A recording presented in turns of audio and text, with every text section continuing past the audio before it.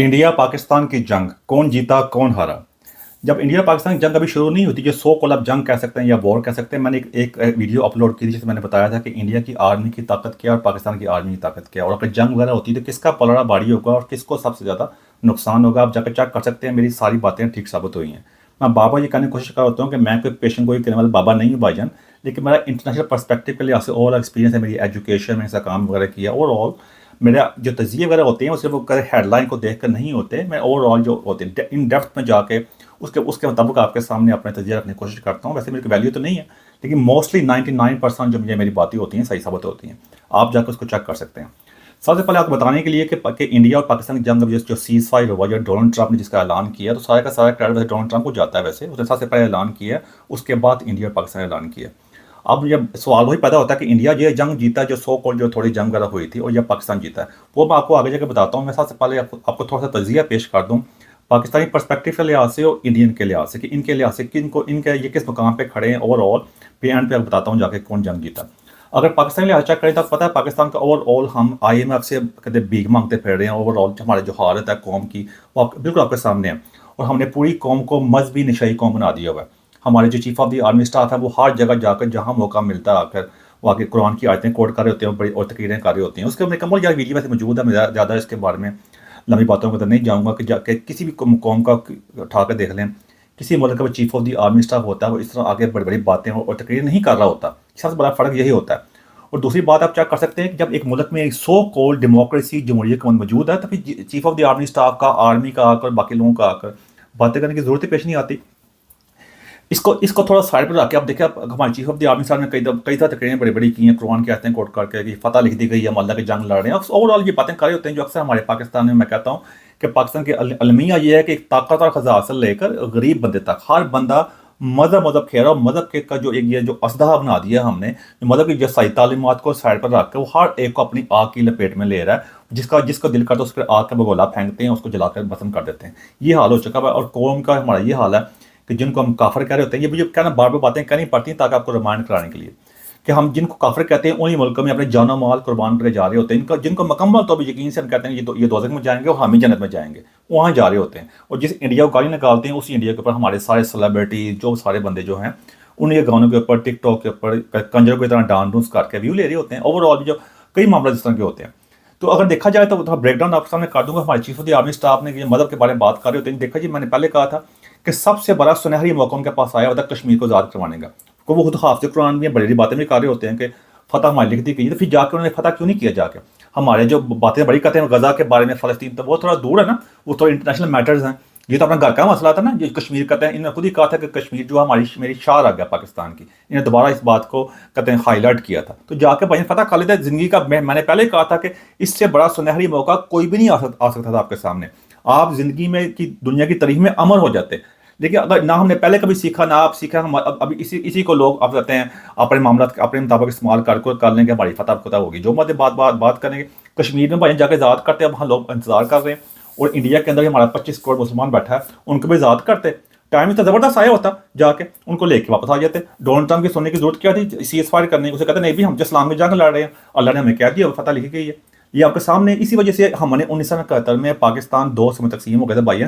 इसी तरह की शाह-सुर्खियाँ थी, हेडलाइंस थी। आप जाकर चेक कर लें, जाकर मुझे कहने की जरूरत नहीं है। आप जाकर रिसर्च करें, मेरी ज़्यादा वीडियो इस पर मौजूद है, आप जाकर चेक कर सकते हैं। आपको इस हर सवाल का जवाब मिल जाएगा। लेकिन सवालों का जवाब वो कौम तलाश करती है, वो लोग तलाश करते हैं जिन्हें कुछ सीखना होता है, आगे बढ़ना होता है, दुनिया में कोई मकाम हासिल करना होता है। जो कौम जहनी माजूर हो जाती है ना, तो वो कुछ भी उनका हो सकता है। तो आपके सामने है।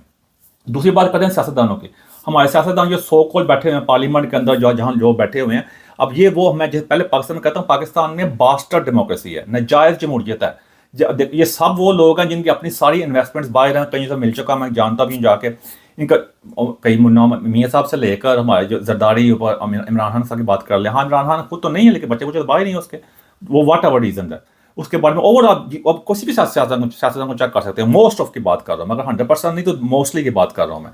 अब देख लें जाके, सबके बच्चे बाहर हैं। वो शेरिया रफीदी का एक छोटा अक्सर एग्जाम्पल दे दूँ, जो बड़ी बातें करता है इस्लाम की, न्यूयॉर्क में जाकर बड़ी बातें की थी, अपनी बच्ची को स्कॉलरशिप अमेरिका में जाके छोड़ने आया हुआ था। यानी मुनाफिकत की कोई इंतहा है। इनके सारे इंटरेस्ट बाहर हैं और कौम को पागल बनाया हुआ इन्होंने जाके। ये हमारी जमहूरियत का हाल है, सियासतदानों का हाल है।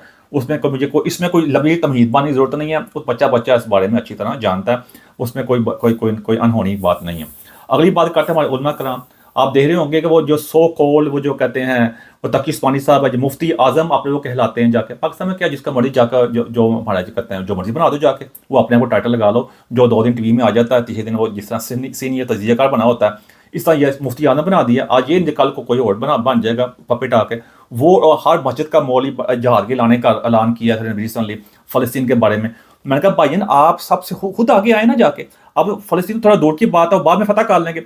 अब इतना सुनहरी मौका आया हुआ था, कश्मीर का भी आया हुआ था, कश्मीर के मुसलमानों को बचाने का, हमारी माएँ बहनें बेटियाँ वहाँ पे हैं, इंडिया के अंदर हैं, सारे आगे लीड करते हैं तकी उस्मानी वो जो और जो कहते हैं जो तारक जमील जो है, तारक जमील जो अक्सर हुर्रों के से सुनाड़ा होता है, मौका अच्छा था जाके हुर्रों से मुलाकात भी उसकी हो जानी थी, शहीद होता, अपने बच्चे को भी साथ लेके जाता, तो जाके जो हुर्रों के इतनी होशरबा स्टोरियाँ सुनाता है, उसकी मुलाकात होने का ज़बरदस्त मौका था। और बाकी भी जितने हमारे TLP वाले जो हैं सारे बड़ी बड़ी बातें कर रहे होते हैं, जाके बड़े घोड़े में सवारियाँ कर रहे होते हैं, सवारियाँ करके हम फ़लस्तीन फतह कर लेंगे जाके। और भैया वो तो बाद में फतह करना था, कश्मीर का इतना ज़बरदस्त मौका आया हुआ था, ये क्या वजह है?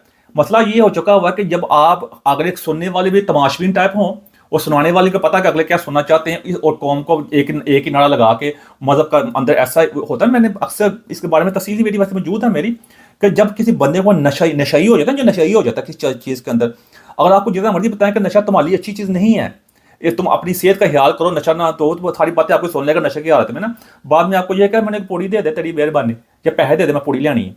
वो ये हालत हो चुकी है हमारी कौम की, ये मजहब की नशे में मुब्तला हो चुकी है, इनको वही पूड़ियाँ चाहिए, वो पूड़ियाँ देने उनको पूड़ियाँ दे जा रहे हैं। और आपके सामने आ चुका हुआ है, ये सारी मुनाफकत से बड़ी कौम बन चुकी है, और ये मुनाफकत की ये पूड़ियाँ देने वाले ये जो हमारे उलमा कराम सारे हैं नशे वाली हैं, और इनको सप्लाई कहाँ से पीछे आती है, हमारी इस्टेब्लिशमेंट से। तो ये पूरा इनका नेक्सस है सारा ओवरऑल आपके सामने आ चुका हुआ है। ये आपके सामने है, मैंने बताने की कोशिश कर रहा हूँ। अगले हमारे सहाफ़ी की तरह चेक कर सकते हैं, जो सो कॉल्ड आके कौम का दिमाग बनाने की कोशिश कर रहे होते हैं, उनका एक नैरेटिव जो क्रिएट कर रहे होते हैं, तो वो हमारे सहाफ़ी चेक कर लें चाके कोई, यानी वो सेल रहा है, जैसे जो मैं उमर चीमा जो है, ये नाम है तारक जवेद चौधरी, तलब हुसैन, सारे वो जवेद चौधरी चेक कर लें, जाकर सांडे का तेल बेच रहे हैं, ताज़ा कर सकते हैं। ये सहाफ़ी वो हैं, वो जो है सुहेल राज जैसे जो लोग हैं, वो जाके कहते हैं जो नाचने गाने वाले के बिस्तर में जो होते हैं, बेडरूम में पहुंचे होते हैं, वहाँ जाकर ये जाके झूठ के ऊपर सारा कर रहे होते हैं। अब लोग कहेंगे इंडिया के नहीं करते, मैं बाद में आता हूँ उस बारे में। ये वो लोग हैं जो झूठ, इनकी अपनी जाती जिंदगी सबकी चेक कर लें, आप कईयों को मैं जानते भी, जाती जिंदगी चेक कर लें, मीडिया में चेक कर लें, यकीन करें, मैं क्या यकीन करें, लोगों को पता है ज़मीन आसमान का फ़र्क है। आप इनका जाती जिंदगी चेक करेंगे, आपको घिन आएगी, जैसे गंदे नाले के पास खड़े के बदबू से बंदा 1 मिनट ना खड़ा हो सकता, ऐसी ही इनकी जाती जिंदगी है।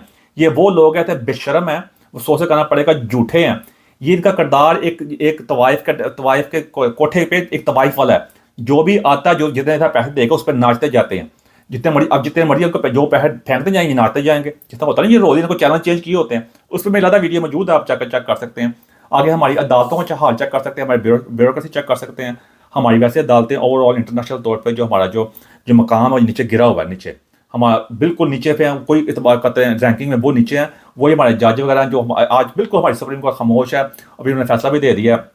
वो जंग के हालात है कि जो सिविलियंस है उनका जो है ट्रायल जो है वो फौजी अदालत में हो सकता है। ज़्यादा कर सकते हैं कि अवाम किस चक्कर में और किस काम को साथ करवा रहे हैं जाके। ये वो अदालतें हैं जो कहते हैं हलफ लेके आती हैं, बड़ी बड़ी बातें कर रहे होते हैं जाके। जहाँ मज़हब के मामला आए थे तो वहाँ जो काजी फायजी साहब जो आता है, साहब का चीफ जस्टिस था, वो तकीस मनी से जाके अपना मामला सही कर रहा ताकि उसके बाद में उसके खिलाफ ना हो। जहाँ ये अदालतों का हाल है, ये जजों का हाल है, करप्ट तरीन है। इसके बारे में अक्सर लोग कह रहे हैं पैसे दो।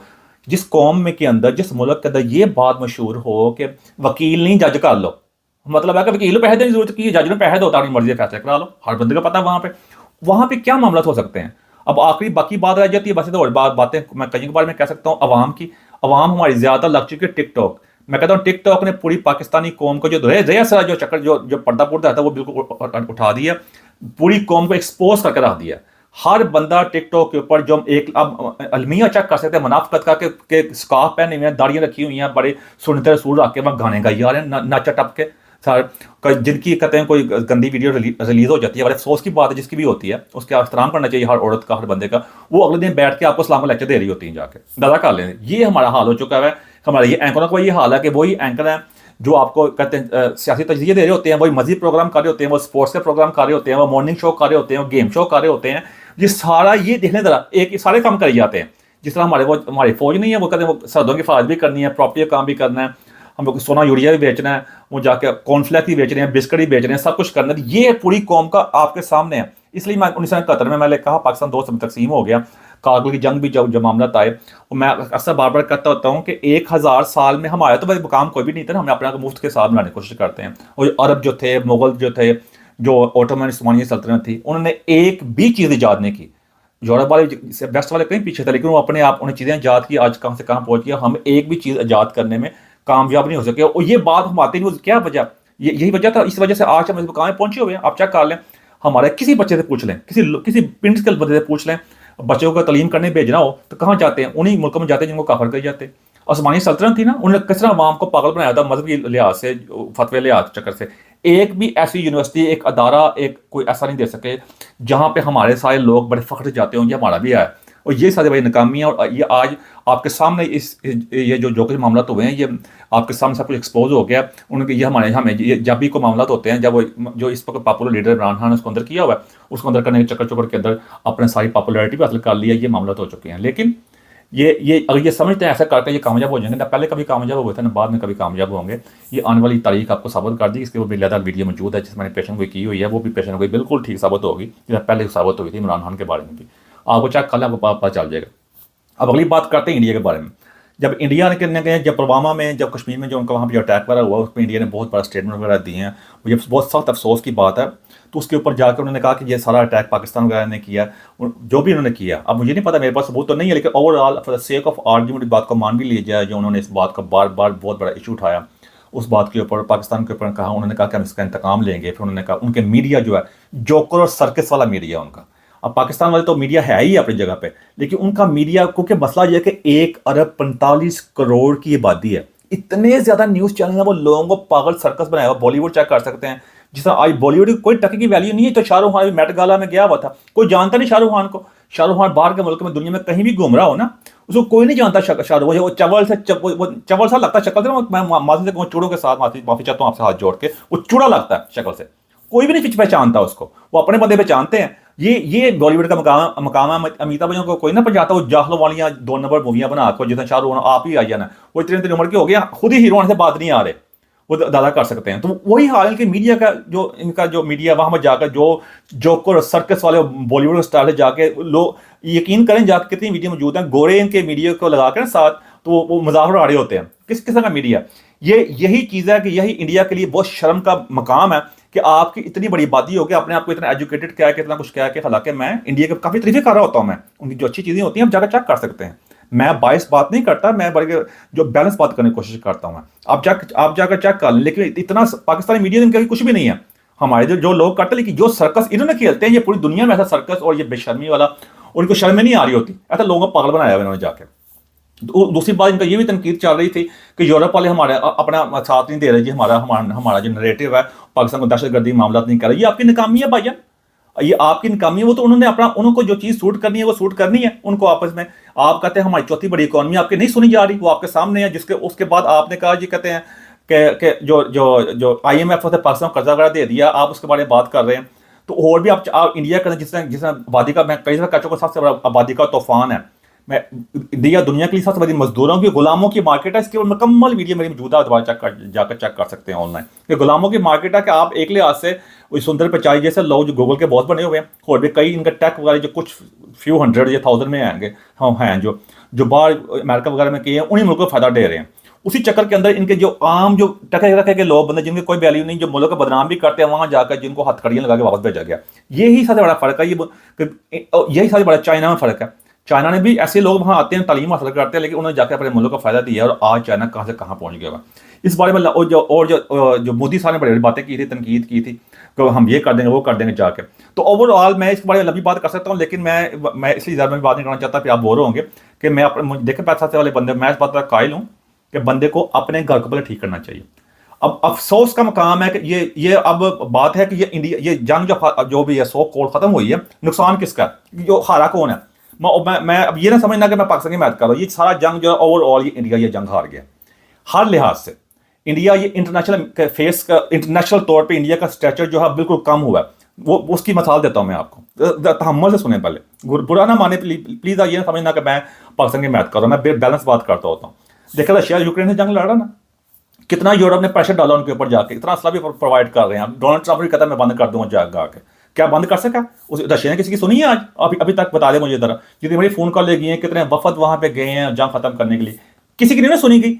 ये होती है बात। मैं ये नहीं कि जंग होनी चाहिए, हालांकि आप कहते हैं आपकी चौथी बड़ी इकॉनमी है और ये रशिया की 11वीं इकॉनमी है। आपके में कितना फर्क है। रशिया वाले बंदे मशहूर ये भी नहीं है बाहर के टेक में जाकर ये वो CEO बने हुए हैं, ये है वो है, उनकी ऐसा चक्कर नहीं है। फिर भी चेक कर लें, उसने किसी की नहीं सुनी, उसने जो करना कर लो जाके, उन्होंने किसी की भी सुनी। अभी भी जंग जारी है जाके, आप मिनटे तले पे आए हुए हैं जंग बंद करने के लिए। ये होता है जब आपको स्टैंड लेते हैं, गलत नहीं, ठीक अलग बात होती है। आपने एक स्टैंड ले लिया ना, अब मैं ये नहीं कह रहा कि जंग क्यों बंद हुई है, बात ये नहीं है। बात ये कि आपने पहले इतने बड़ी बड़ी बातें करने की जरूरत क्या थी। कहते हैं कि जब आप कहते हैं पल्ले ना टेला कर दी मेला मेला, बातें आसमान की टके की वैल्यू नहीं, आपके अंदर से आप बिल्कुल खोखले और बातें बढ़ के कहते हैं जो गरजते हैं वो बरसते नहीं। वो वही आप इंडिया के साथ हुआ है। जो पहले जो देखे माजी में चले जाए तो माजी में जो कोई कई मामला था जिसमें कहते हैं, ये वैसे देखा जाए तो वियतनाम की जंग में भी जो अमेरिका को जो कहते हैं जो जिस चीज़ का सामना करना पड़ा था, फिर अफगानिस्तान में जो और मामला तो हुए थे, जो मामला भी इस तरह पे, अगर 1971 की जंग का मामला तो मैं अक्सर कह रहा होता हूँ, लेकिन अब इस वक्त हम देखना है, इस वक्त करंट सिचुएशन के अंदर ये इंडिया की बहुत बड़ी नाकामी है, शर्मिंदगी है इंटरनेशनल स्टेज के ऊपर। इससे बड़ी कोई शर्मिंदगी हो नहीं सकती। पूरी कौम का 1 अरब 45 करोड़ अवाम का शक्ल के ऊपर शर्मिंदगी और बेशर्मी की कालक जो माल दी गई है। मैं सच्ची बात बताऊं तो मैं क्यों आपने बातें देखो, रशिया की मिसाल दी है, अब ये चाइना की बात है। अब ये टैरिफ लगाया था ना डोनाल्ड ट्रंप ने, फिर उसके बाद वीडियो मौजूद है। मैं तो चाइना ने उसके बारे में ये नहीं कहा कि फोन के मिनट तले की कि उनका एक फोन कॉल आ गया तो उन्होंने साथ ही कहा कि हम भी जितने जैसे आप कहते हैं आका जी हम ऐसे कर लेंगे जाके। नहीं, चाइना खड़ा होने का हम आपके हम बुली नहीं होंगे, हमने हमारी अपना स्टैंड लेंगे। चाइना स्टैंड लिया, वो स्टैंड किस बेसिस पे लिया? अपने आप को उस मकाम पे लेके आए, अपने साइंस में, टेक्नोलॉजी में, इंडस्ट्रियलाइजेशन के अंदर, ह्यूमन डेवलपमेंट के अंदर। उनके बंदे इस तरह नहीं चाहिए, उनके आबादी भी आप जितनी आबादी है भाई, कोई एक्सक्यूज नहीं है, बंदे उनके बाहर जाते हैं, लेकिन उन्होंने अपने आप को इस मकाम पे ले आए, कोई किसी जरूरत नहीं है। और भी कई मिसालें आपको दे सकता हूं मैं जाके, लेकिन क्या ये एक फोन कॉल आई है, एक फोन कॉल है आपके, आप पहले आप कहते हैं हम कहते हैं हमारे बंदे मर गए, आप फोन कॉल आई, आप कहते हैं ठीक है जी, मैं एक ऐसा डेवल्स एडवोकेट बात कर रहा हूँ, इसको मैं गलत नहीं लेकर जंग बंद हुई तो मुझे अफसोस हो रहा है, नहीं, मैं डेवल एडवोकेट बात कर रहा हूँ। अगर आपका अपने यकीन है कि आपके बंदे मरे हैं, आप ये जंग जीतेंगे, आपका सैनी मौका है वो था दुनिया का अपनी माइट को, अपनी ताकत को बनवाने का और अपने बंदों को साबित करने का कि हम वाकई दोबारा कोई जरूरत किसी के ना हो। होता ना जब बार बार जंग लड़ाई हो रही होती है ना आपके मोहल्ले से, किसी हमसाए से, किसी से, आप कहते भाई देखी जाएगा, एक दफा काम हो ही जाए, फिर जिना होता देखी जाएगी बात, एकदम मुकम्मल तौर पर एक सुकून हो जाए एक मरतबा। ये रोज रोज की लड़ाइयाँ, जिस तरह बैग में लड़ाई हो रही है तो कहते हैं बात भाई हम बहुत हो गई, एक दफा फैसला हो जाए या ना रहना, बसना है कि नहीं बसना, ये मसला हुआ। तो आपने साबित कर दिया कि आप बिल्कुल वही बात बढ़ के ही हैं। जाके देखा जाए तो बिल्कुल एक लिहाज से इंडिया की ने अपने लिए शर्मिंदगी की है।